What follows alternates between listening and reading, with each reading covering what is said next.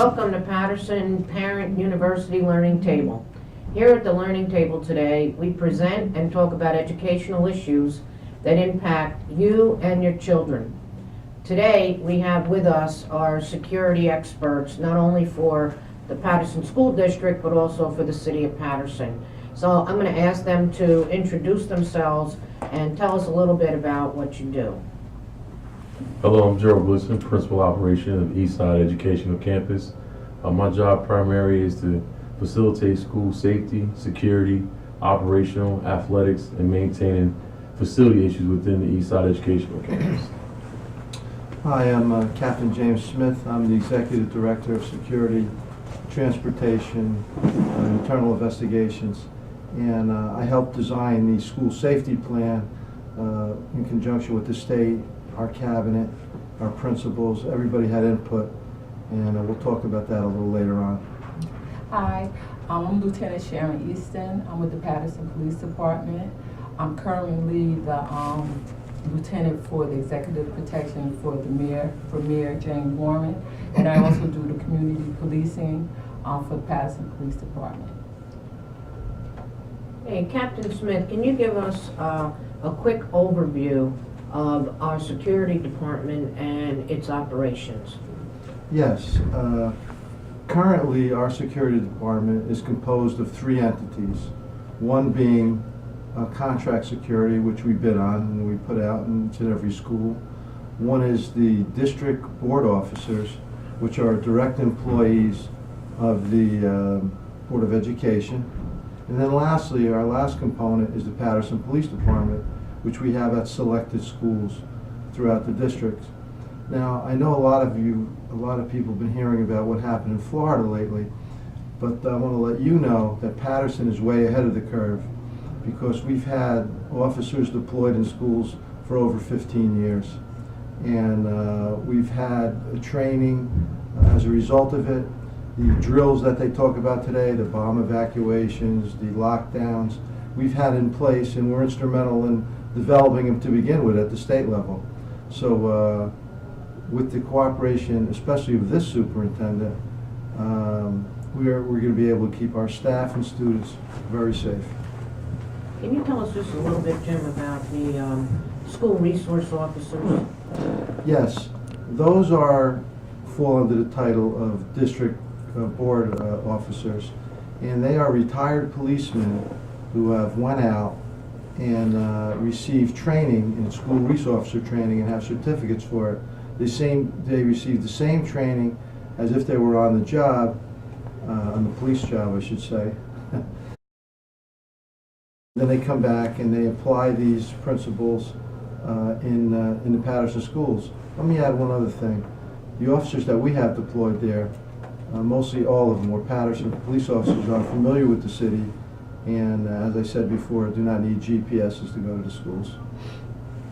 Hi, Mr. Gleason, can you tell us a little bit about the school level safety implementation plan?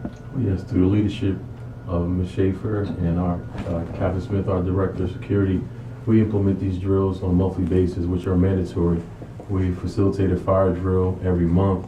We facilitate a lockdown drill. We facilitate 3 major drills, evacuating the entire building to a safe location 3 times a year. And through these drills, some are announced, some are unannounced, to prepare our staff, students, in our community that we're conducting these drills so everyone will be aware of it. Thank you.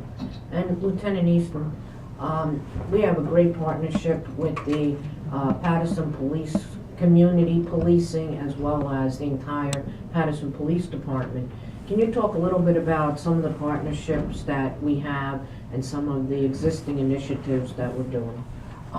Some of the partnerships, one, the Community Policing Division, we've, for the last 15 years, as Captain Smith stated, we've been doing the drills, the active shooters in many of the schools, and we actually do them on a yearly basis. Whenever the seasons come up, we go out and do that.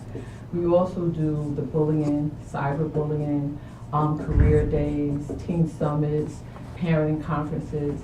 But the Paterson Police, we've been involved with the district for many years. So, and right now we're working with the mayor. She actually have her the program with, I think it's what it's called, the cadets program. What is the Yeah, program? the Mayor's Ambassador Yeah, the Program. Mayor's Ambassador Program and community policing, we're involved with that. So it's not anything that the Community Policing Division is not doing with the Board of Education. We're always just a phone call away. For example, with the community police department, who works with, whether it's the SRO or community police department, so say we do a fire drill, they're already on site for the notification, they send the alert, we call the alarm company, they notify the police department. When we evacuate the students, they stop traffic, we locate and move the students a block and a half away from the school building. When we do a lockdown drill, they're already in the building, so we're able to get notification that it's a drill or if it's live to the police department and personnel with Captain Smith being identified for all our drills. So it's a perfect relationship between our district security team as well as our local community police department. I think we, Lieutenant Ingston, can you tell us, I know right now the community policing department is partnering with our students in our middle schools and taking all the kids out for an afternoon. Can you just talk a little bit about that? I mean, it's so important to me as a superintendent that our students have positive relationships with the police department.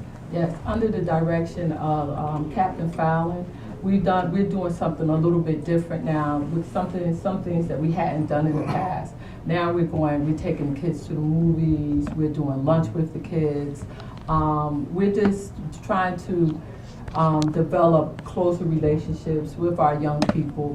Whatever we think out the box in our community policing division, whatever we think is going to have a lasting impact on our young people, that's what it is that we'll try. Great. Jim, can you tell us a little bit, what's involved in a drill? well, in a drill, as Principal Glisson touched on before, we have evacuations that take place for active shooter. We have evacuations for fire drills. But what I think is really important, what I think is most important for parents to realize, and where we're ahead of the curve, is that when we have something blocked, we have an egress route where the kids enter, they'll go out like, say, door 26. We drill that is blocked at the time. There's a fire there. So they now know an alternate egress route. A lot of places don't do that. We do that. So now it also involves the students, and it gives them a sense of, hey, who's it going to be today? So they know where to go, and this promotes positive relationships between faculty, staff, Paterson Police, superintendent, and also the principal. And I think it's important that when we practice these drills, and we don't use the word drill, because the state told us a long time ago that we don't want to use the word drill because it puts them in a relaxed mode. We say what it is. There's a bomb threat. There's an active shooter. So they never know if it's a drill or they never know if it's the real thing, but they're going to do the same thing regardless. And I think that's important.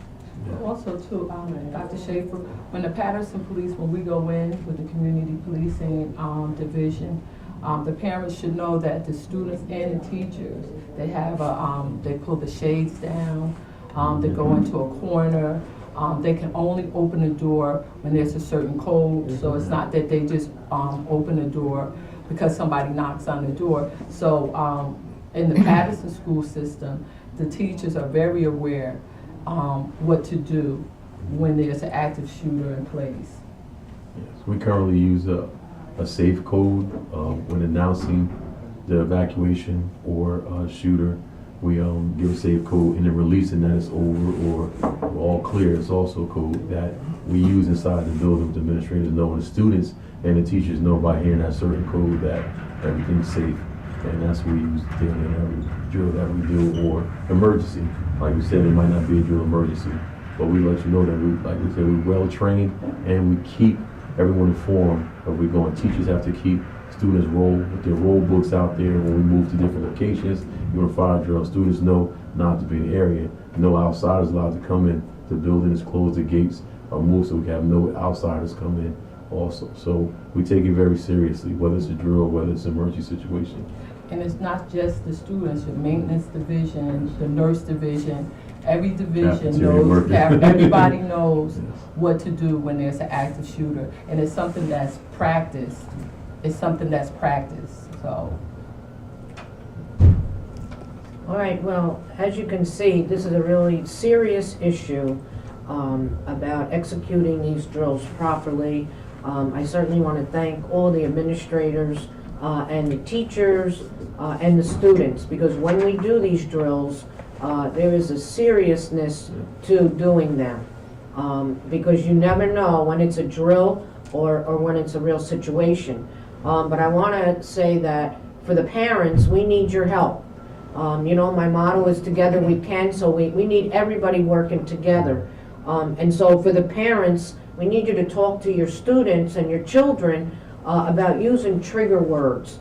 Things like, I want to kill this person, I want to blow up the school. That is just unacceptable. And it now has many different connotations to it. The police become involved when that's said. It's a threat. Psychiatrists become involved at that time because it's a threat. And so I want to make sure that our parents are talking to their children about saying these type of trigger words. And Jim, you have something to add to that? Yeah, I think that is very important that academically you get involved in your child's education. And that means wearing the correct school uniform.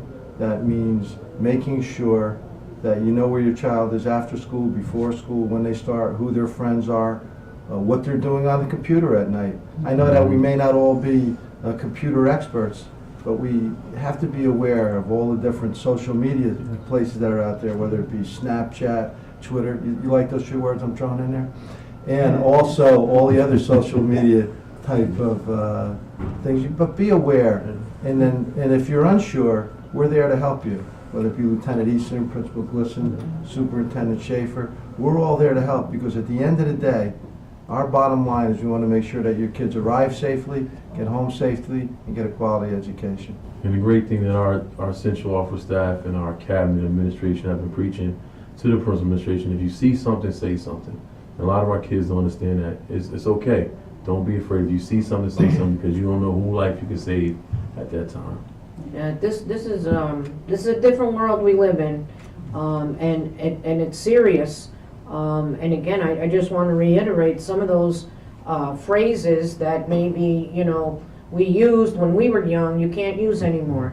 And when you say that you're gonna, you know, shoot someone, or you're gonna go home and get a gun, or you're gonna blow up a school, all those threats are taken very seriously, and you know, it takes it to another level, and the police become involved.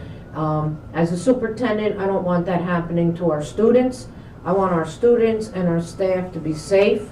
It is a priority. It is paramount for me, the safety and security of our students and of our staff here in the district. So I want to thank everyone for joining us today, Lieutenant Easton, Executive Director Smith, and Principal Gleason. Thank you. And parents, again, if you have any questions or concerns, reach out to us, and thank you very much. Thank you.